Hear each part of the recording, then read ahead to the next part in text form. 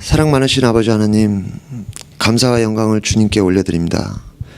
너무도 부족한 이 죄인을 끝까지 사랑하여 주심을 감사드리고, 언제나 저와 또 여기 계신 여러 길갈 식구분들 모두를 지켜주심에 다시 한번 감사드립니다. 길갈 미션 사역을 위해 항상 애쓰시고 사랑 베푸시는 우리 홍 장로님과 홍현 권사님을 강건하게 지켜주시고, 오래도록 저와 같은 중독자들을 살리실 수 있도록 주님 두 분께 큰 축복과 은총 베풀어 주시옵소서. 아직도 이 자리에 참석하지 못한 많은 형제 자매들의 발길을 붙잡아 주시고, 저희들과 함께 길갈 미션에서 새로운 삶을 걸어갈 수 있도록 주님 그분들의 발길을 이곳으로 인도하여 주시옵소서. 지금 제가 나누려 하는 저의 간증이 조금이나마 다른 이들에게 득이 되는 간증이 될 수 있도록 저의 입과 마음을 주관하여 주시기를 바라오며, 이 모든 말씀 우리를 구원하신 주님의 이름으로 기도드렸사옵나이다. 아멘.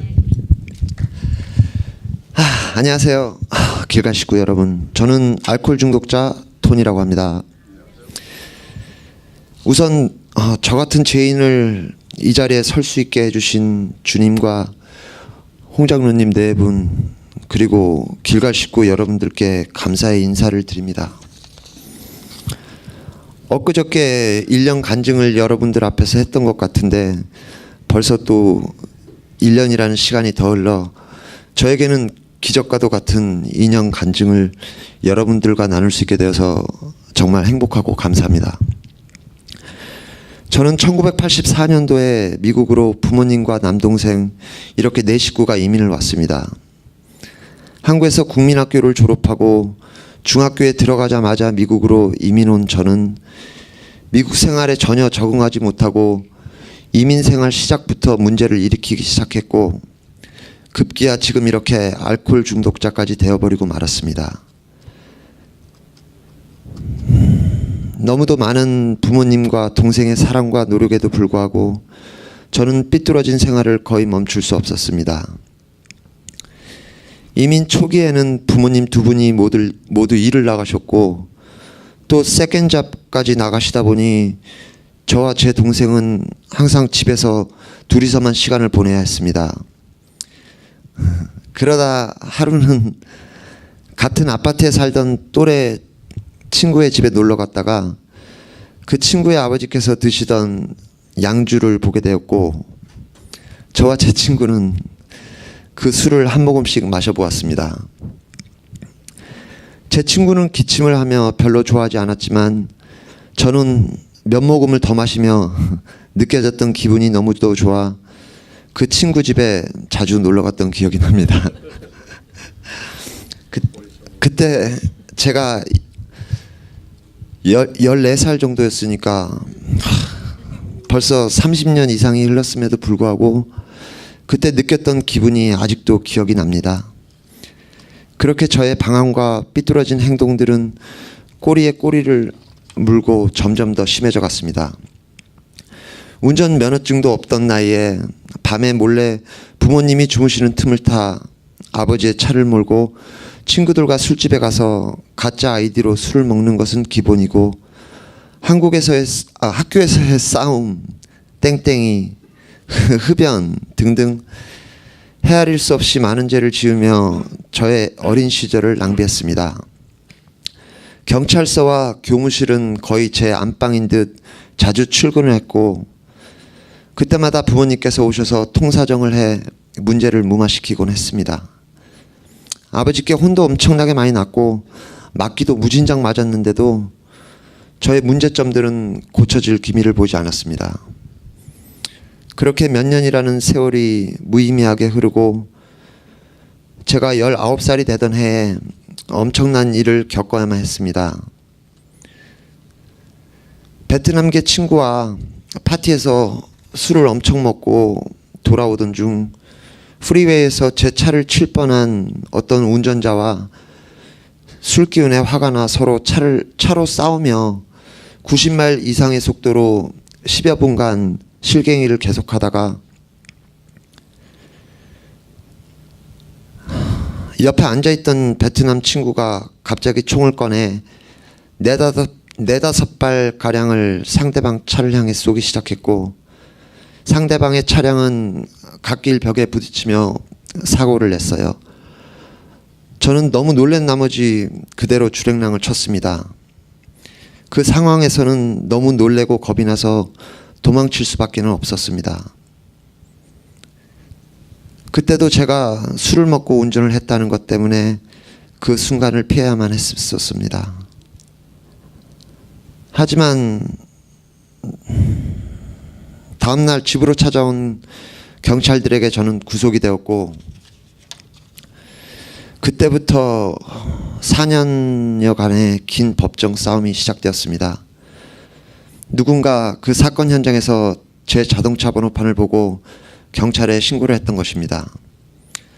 어쨌든 총을 쏜 사람은 제가 아니었기에 제게는 아무 일도 없을 것이라 생각했지만, 벌써 제 베트남 친구는 자기 나라로 도주한 상태였고, 직접적인 범인을 체포하지 못한 법원은 제가 총을 쏜 장본인은 아니지만 사건 차량을 몰고 도망을 쳤다는 이유로 제게 1년형과 7년간의 집행유예를 선고했습니다. 그나마 상대방 운전자가 다행히 총상을 입지는 않아 벌이 많이 내려갔던 것 같습니다. 그 후 저는 그대로 카운티 제어에서 6개월가량을 살다 나와 다시는 술 먹고 운전을 하지 않겠다는 결심과 저의 화를 다스릴 줄 모르는 캐릭터 디펙트를 고쳐야겠다고 다짐했지만, 그것은 저의 짧은 생각이었을 뿐 오래가지 않아 저의 잘못된 행동들은 다시 나오기 시작했습니다. 제 자신밖에 모르고 조그만 일에도 화를 참지 못하는 제 자신을 컨트롤하는 데 어려움이 많았습니다. 음주 또한 점점 더 심해져 갔고, 언제부터인가 술을 진탕 마시고 집에 어떻게 돌아왔는지 기억이 나질 않기 시작하며, 아침에 눈을 뜨면 그라지로 달려가 제 차에 무슨 이상이 있는지 체크하는 버릇이 생길 정도였습니다. 혹시나 무슨 사고라도 냈을까 걱정하며 저의 기억을 더듬어 보아도 당연히 기억나는 것은 아무것도 없었습니다. 제가 그렇게 위험한 행동을 했다는 것을 알았음에도 불구하고 해만 떨어지면 저는 똑같은 행동을 되풀이했습니다. 그렇게 인생을 포기한 듯 살던 저는 20대 후반에 결혼을 해 제 전 부인과 벨리에서 LA 한인타운으로 이사를 나와 새로운 삶을 꿈꾸며 이제부터는 저의 삶이 변화되어질 것이라 생각했습니다. 그래도 얼마간은 술도 조절하며 열심히 영화사 일도 하고 그럭저럭 잘 살아가고 있었는데, 저의 음주가 직장의 스트레스를 핑계로 점점 심해지며 급기야 엑스와이프와 저의 음주로 인한 잦은 말다툼이 시작되었습니다. 하지만 일방적으로 제 자신밖에 몰랐던 저는 저를 걱정해주는 아내의 잔소리가 싫어 바로 그 자리를 피해 술집으로 향해 새벽까지 술을 마시며 그 모든 상황을 잊으려 했었습니다. 하지만 상황은 더욱 심해질 수밖에 없었습니다. 그렇게 저는 술독에 완전히 빠져 거의 매일 술을 마시기 시작했고, 한 번은 진짜 3일간 잠도 잊은 채 그 독한 양주를 입속에 털어넣으며 술이 이기나 내가 이기나 한번 붙어보자는 식으로 11병의 양주를 마셔버린 후에 기어이 알코올 포이즌으로 인해 사경을 헤매다 거의 죽기 일보 직전 구급차에 실려 처음으로 저의 술 문제로 병원에 입원하게 되었습니다. 2주간의 병원 생활은 정말 미칠 것만 같았고, 다시는 술을 마시지 말아야겠다는 생각보다는 빨리 병원에서 퇴원해 이제부터는 술을 조절해가며 마셔야겠다는 정말 한마디로 어이없고 미친 생각을 하며 퇴원할 날만을 기다렸습니다. 몸이 많이 회복된 저는 병원에서 퇴원하자마자 2주간 밀린 일들이 많다는 핑계와 거짓말로 가족들을 속이고 벌건 대낮부터 미국 술집으로 달려가 입원해 있던 2주간 마시지 못한 술을 한꺼번에 마시기 시작했고, 당연히 저의 음주 습관은 다람쥐 쳇바퀴 돌듯 계속 죽음의 낭떠러지로 달려가고 있었습니다. 그렇다 보니 아내와의 결혼 생활도 그렇게 무참히 깨어지고 말았습니다. 그렇게 사건 사고를 일으키며 술로 인해 인생을 망치고 있던 저는 7년 전 어머니께서 우연히 지인으로부터 길갈 미션을 소개받으시고 저에게 홍 장로님을 만나볼 것을 권유하셨습니다. 그렇게 7년 전 화요일 길갈 미션에 참석해 홍 장로님을 만나 뵙게 되었고, 다음날 바로 감사의 집으로 들어가는 장로님의 명령으로 감사의 집에서 회복 생활을 시작하게 되었습니다. 처음엔 무척 힘들고 낯설었지만 점점 시간이 지날수록 많이 좋아지기 시작했고, 고작 10개월가량의 금주와 주일 예배, 트레스디아스, 그리고 감사의 집 형제님들과의 펠로십과 여러 AA 미팅 등에 참석해 많은 것을 배우고 깨달았다고 생각한 저는 자만심에 빠져 혼자의 힘으로도 회복의 길을 걸을 수 있다고 믿고 감사의 집을 떠나 저 혼자만의 생활을 시작했습니다. 첫 2개월 정도는 일도 나름 열심히 했고 미국 AA 미팅과 길갈 미션, 교회 생활 등을 빠지지 않고 했지만 얼마 가지 않아 저는 일 때문에 피곤하다는 핑계로 슬슬 AA 미팅도 빠지기 시작했고 교회도 나가지 않게 되었습니다. 그 결과는 여기 계신 길갈 식구 여러분들 모두 잘 아실 거라 믿습니다.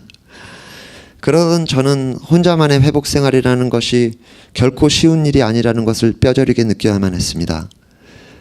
6년 전쯤 첫 1년 생일을 하루 앞두고 단주한 지 364일 만에 재발을 하고 말았습니다. 다시는 술로 인해 제가 타락의 길, 죽음의 길로 가지 않을 것이라고 믿었던 저는 그 엄청 더웠던 금요일 저녁 15시간의 일을 마치고 집으로 돌아오던 중 불이 환하게 켜진 큰 전광판에 붙어있는 맥주 광고를 보고 나도 모르게 저거 엄청 시원하겠다 라고 생각하고 맥주 1개 정도는 괜찮겠지 하는 마음으로 리코스토어에 들려 정말 딱 깡통 맥주 1개를 사와서 시원하게 마시고 잠이 들었습니다. 그런데 그것은 제게 남아있던 마지막 기억일 뿐이었고, 다음날 11시가 넘어 깨어났는데 머리가 너무너무 아파 잠깐 정신을 차린 후에 방안을 둘러보니 가관도 아니었습니다. 제가 자고 있던 침대 밑에는 빈 술병들과 맥주캔으로 엉망이었습니다. 양주 2병, 맥주 12캔, 소주 12병, 막걸리 2병, 이것들이 모두 비어진 상태로 굴러다녔고 저는 그 상황이 기억이 나질 않아 멍한 상태로 한참을 생각했습니다. 아무리 기억하려고 애를 써봐도 기억이 나지 않았습니다.